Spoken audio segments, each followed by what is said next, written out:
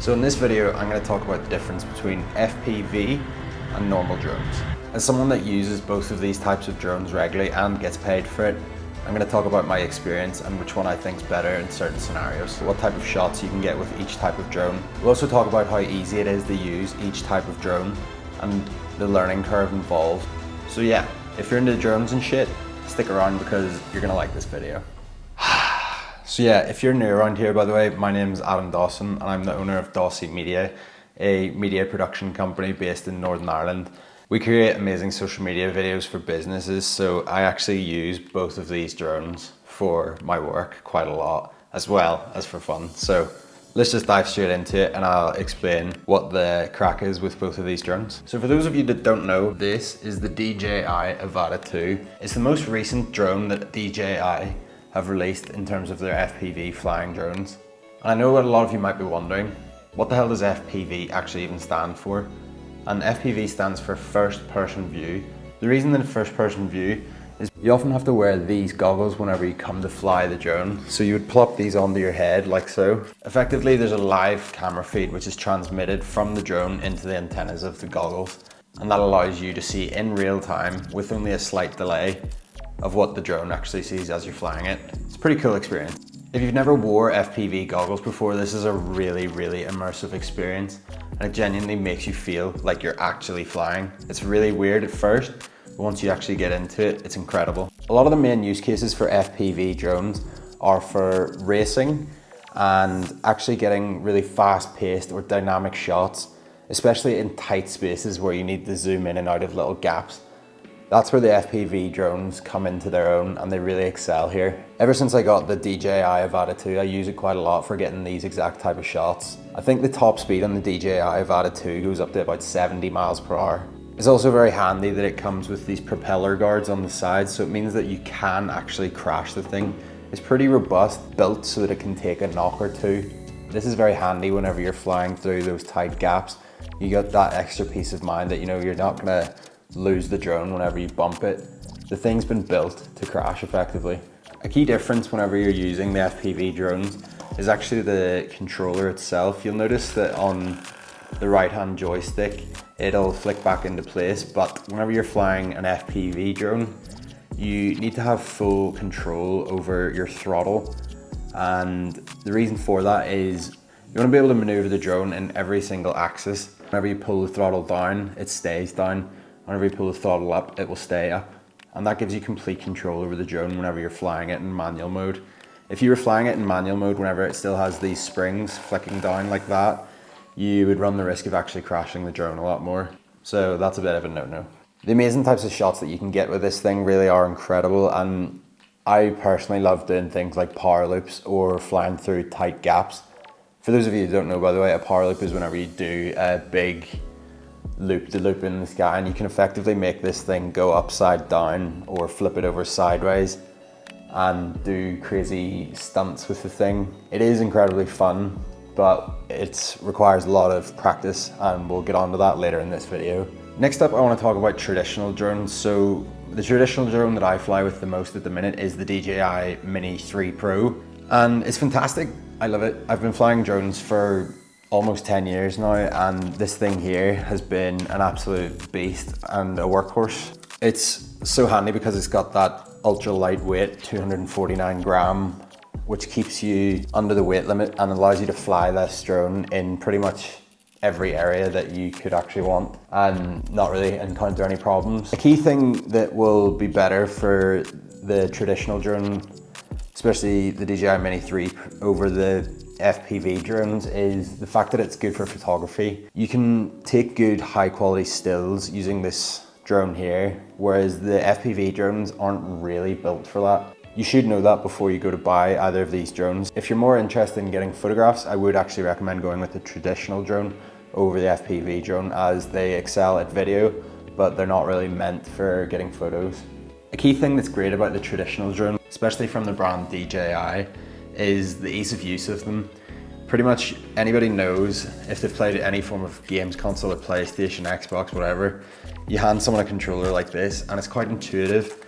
I've got the RC controller here that has effectively got an HD monitor built into it, and you can live stream what the drone's seeing, and it allows you to have really good control over the drone, and there's various different modes and functionalities that you can use within the controller. It doesn't actually require a whole lot of practice. You can hand this controller to pretty much anybody and they will be able to fly it. You've got a couple of different modes on it. You've got cinematic mode, which flies the drone nice and slow. Then effectively each mode thereafter just bumps up the speed. So you can fly in normal mode, which goes a little bit faster, and then sport mode, which goes a little bit faster again. Although it's not going to quite reach the same speeds as the FPV drones, especially the DJI Avata or the DJI FPV drone itself. These drones here are typically used for the likes of cinematography or photography or surveying. Even a lot of people would go out and survey roofs and things like that with these types of drones. So that's another thing that you can make a good use of this type of drone for. The traditional type of drone, especially the Mini 3 Pro, Mini 4 Pro, are very common amongst travelers, photographers, or even just beginners, as people that are wanting to get into flying drones and start off with something that's easy to pick up and use off the bat. I personally love this drone because it's lightweight and falls under the 249 or 250 gram weight limit. And its portability, I mean, this thing here is so small, it can literally fit inside your pocket. Not that anybody would ever put it inside their pocket, but you know what I mean. That is one drawback of flying the FPV drone. You will need to go and get an additional qualification to be able to fly this drone in certain areas because it is over that 249 gram weight limit. So it's something to bear in mind. The qualification that you do need to get if you want to fly this in most areas though, in the UK at least, is an A2 CFC, and it's relatively straightforward and easy to get, so would recommend it. You are able to go out and fly this as long as you check and make sure that you're not flying in a zone that you're not supposed to be flying in though. You can take this out and go out without a qualification as well and have equal amounts of fun, if not more so, with this. So let's talk a little bit about the user experience between flying these two drones. I briefly touched on the differences between the controllers here, but one thing that I actually want to mention in particular is the ease of use of the traditional drones here. Pretty much, as I said earlier, they're plug and play. Straight out of the box, you can hand the controller to almost anybody with this, and there's various different modes and functions within the controller here that allow you to literally pick targets or just go and draw a box around something and fly straight at it. And it requires very little practice, which is an amazing thing. It's like, fair play DJI for making something that's so good out of the box for a beginner. Like, it's fantastic to see. However, if you want to get those amazing shots, then you do need to have the FPV drone, because pretty much the traditional drone just can't do the same type of shot that the FPV drone can do. You will, however, be able to fly this out of the box in either the normal mode or sport mode. The DJI Avata 2 does fly similar in both normal and sport mode. However, it really shines whenever you get it into the manual mode. And I do recommend having a lot of practice on a simulator before you actually go out and fly this thing in manual mode. Pretty much or you're gonna crash. You have to accept your fate on that. You're gonna need to practice and get good at the manual mode on a simulator before you take this thing out and fly it first time, because yeah, it's just kind of hard. It's a new skill set, definitely, for sure, but it's one that's definitely worth learning. I used the simulator called Liftoff and it was great. I think I flew for about 10 hours maybe before I actually took this thing out and flew it in manual mode in the real world. I haven't actually crashed it yet, touch wood, but I've probably racked up about 30-40 hours on the simulator now as well. It's one of those things I continually just play on the simulator because it's kind of like a video game, but it helps you sharpen your skills, and yeah, it's worth learning. Cool thing about the FPV drones as well is the fact that whenever you're wearing the goggles, you do get that much more immersive experience. Like, it truly feels like you're actually a bird that's flying in the sky, which is kind of a nuts feeling.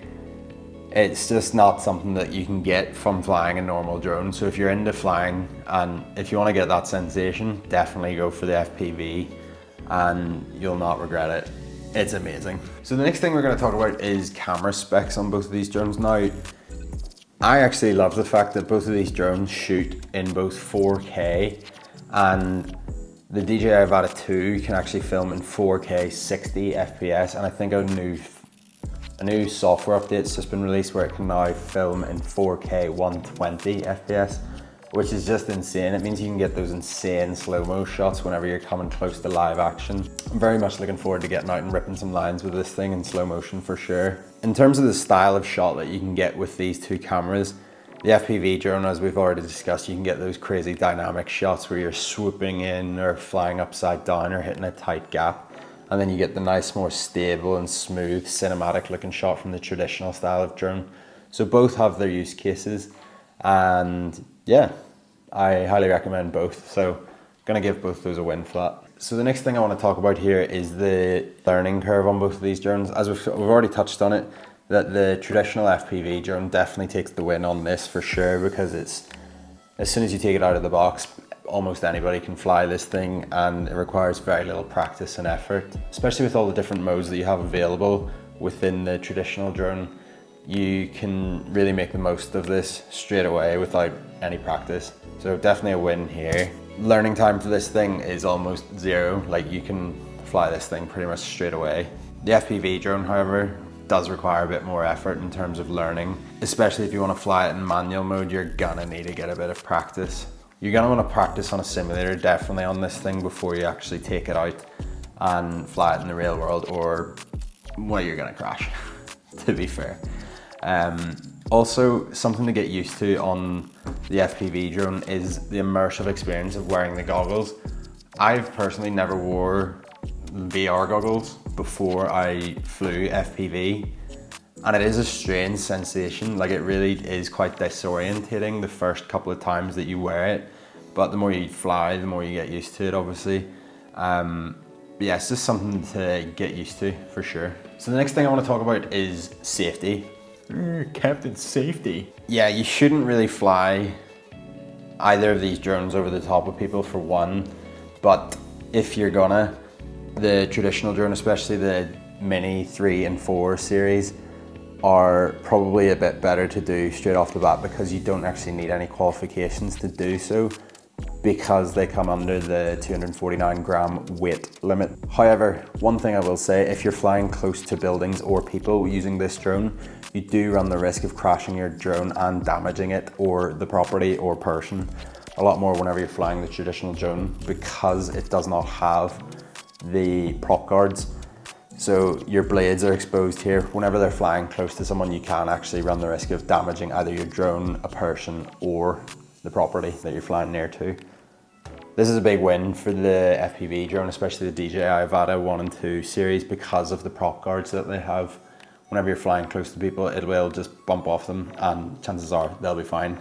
Or if it bumps into a fence, tree, wall, whatever, it does have a bit of stability to it, and it's not going to fall straight out of the sky if it gets hit. Big win for this thing here on that. It is really important though that you make sure you're aware of the legal requirements before you actually pick your drone up and go and fly it somewhere. Don't be flying it in no-fly zones. Check your surrounding areas and your geo zones. You want to make sure that you're following all the proper rules and regulations. It doesn't matter which drone you're flying. You don't want to get yourself in trouble, for one, and you definitely don't want to hurt someone. So always make sure that you're following the rules and regulations in the area that you live. Whenever you're going to fly FPV drones, I do recommend actually going and taking some additional qualifications so that you're comfortable and aware of everything that you need to have and all the legalities around it, because there is a few more things involved, especially if you're going to be flying it over the top of people, do some more complex maneuvers. You want to make sure that you're covered. I do also recommend taking out insurance, regardless of whether you're flying this as a hobby or not, because it's worth getting insurance just to protect yourself and also your equipment. So if you damage it, then you can just get a new one. The final thing I want to talk about is actually the price. Both of these drones are relatively similar in price whenever I bought new. I remember whenever I bought this, it was in and around,